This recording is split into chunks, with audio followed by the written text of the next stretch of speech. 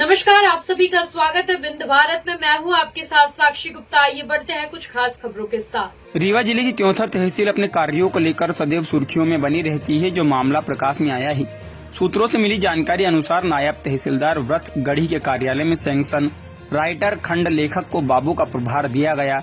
नियमित बाबुओं को अन्यत्र कार्यों में लगाना स्पष्ट रूप से प्रतीत हो रहा है कि कार्यालय में व्यापक रूप से बाबुओं की आड़ में साठ गांठ करके भ्रष्टाचार का अड्डा बनाया गया। किसी भी कार्य के एवज में किसानों से धन की खुलेआम उगाही की जाती है, चाहे वारिसाना हो, बंटवारा हो या नामांतरण का कार्य। जब तक मोटी रकम नहीं मिल जाती तब तक कार्य को अंजाम नहीं दिया जाता। किसानों को इधर उधर गुमराह किया जा रहा है। किसानों को न्याय मिलने में काफी समय लग रहा है। शासन की मंशा है किसानों को त्वरित न्याय मिल सके, लेकिन क्योंथर की गढ़ी सर्किल में ऐसा होना प्रतीत नहीं हो पा रहा। साइबर सेल को भी हाशिए पर रखकर कार्य किया जा रहा है। कुछ किसान तो ऐसे भी हैं जो करीब 3-4 माह से तहसील का चक्कर काट रहे हैं। बेदखली का आदेश भी इसी न्यायालय से हुआ, लेकिन बेदखली नहीं हो पाई। अवैध निर्माण को लेकर सर्किल में वाद निपटारा न होने की मुख्य वजह यह भी रही कि किसानों के पास मोटी रकम देने को नहीं है। मजबूर और मजलूम किसान तहसील का चक्कर काटने को मजबूर हो रहा है, जिसकी जांच आवश्यक है, जिसका खुलासा तो जांच उपरांत ही संभव है। यदि सही तरीके से निष्पक्ष जांच हो जाए तो नायब तहसीलदार व्रतगढ़ी के कार्यालय में भ्रष्टाचार की पोल खुल जाएगी। इसी तरह से ये काम चलता रहा तो जिला कलेक्टर रीवा एवं संभागीय कमिश्नर राजस्व का ध्यान इस ओर अपेक्षित है। क्योंथर का किसान पस्त है, नायब तहसीलदार मस्त, जो जन चर्चा का विषय भी बना हुआ है।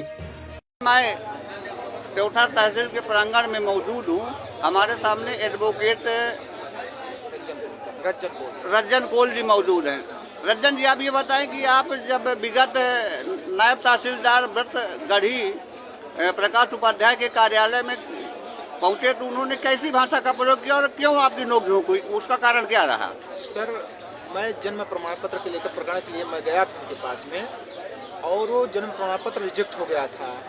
रिजेक्ट होने के बावजूद भी हमने जो है आवेदक को जो है शपथ दिलाया। उसके बाद हमने कहा सर क्या इनका जन्म बना दीजिए।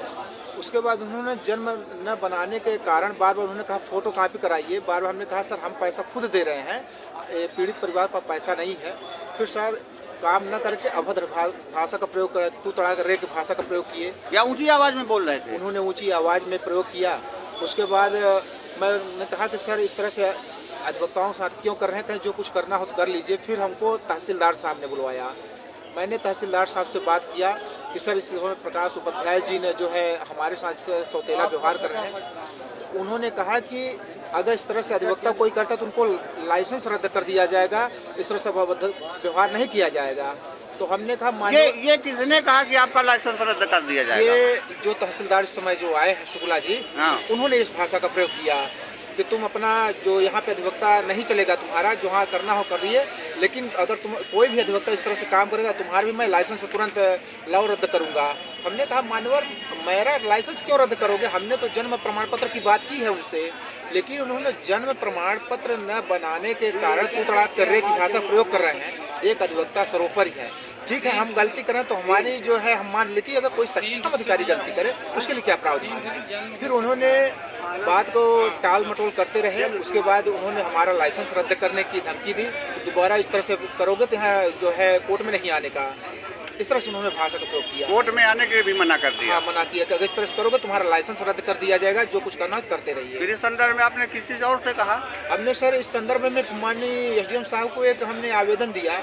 और हम क्योंकि एक तो हम ट्राइबल से आते हैं, क्योंकि मैं अधिवक्ता होने के कारण तहसीलदार साहब ने जो है हमारे लाइसेंस रद्द करने की बात की। हमें इस आहत से बड़ा दुखी तू तड़ाक से हमें भाषा का प्रयोग किया जा रहा है। इसका मतलब हमें कोई सम्मान नहीं सर।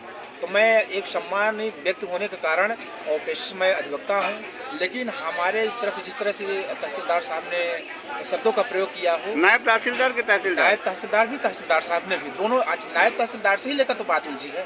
लेकिन तहसीलदार साहब को इस तरह से भाषा प्रयोग नहीं करना चाहिए कि तुम्हारा मैं लाइसेंस रद्द कर दूंगा, तुम कुछ नहीं कर पाओगे। हमने गलती की तो बैठ कर उनको हमको बैठाकर अच्छे से गाइडलाइन देना चाहिए, लेकिन गाइडलाइन न देने के बजाय उन्होंने लाइसेंस रद्द करने की।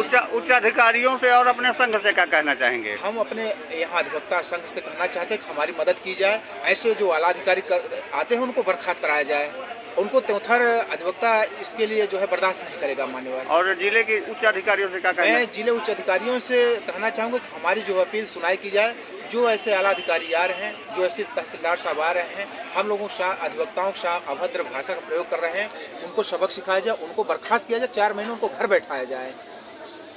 तो गढ़ी व्रत में और किस तरह की समस्याएं आ रही हैं? सर, इस गढ़ी समस्या तहसील में हर प्रकार की समस्याएं आ रही हैं भाई। जैसे बंटवारा है, सीमांकन बंटवारा का है, नामांतरण का, जब से अधिकारी आए कोई काम नहीं कर रहे हैं, पैसे के लेन देन भी मांग करते हैं लोगों से। गरीब आदमी जो गांव से आते हैं तो कहाँ से दे पाएंगे सर? हमारी 2-2, 3-3 साल के आज फाइल जो है, एक महेवा की फाइल है, हमने बंटवारा का लगाया है, लेकिन आज 4 साल से कोई फाइल, उसका कोई नामो निशान नहीं मिल रहा है सर। लोग बोल रहे हैं कि दोबारा फाइल लगाइए, गरीब आदमी कहाँ दोबारा फाइल लगा पाएगा? क्या शुभ नाम है? हमारा एडवोकेट रंजन कोल।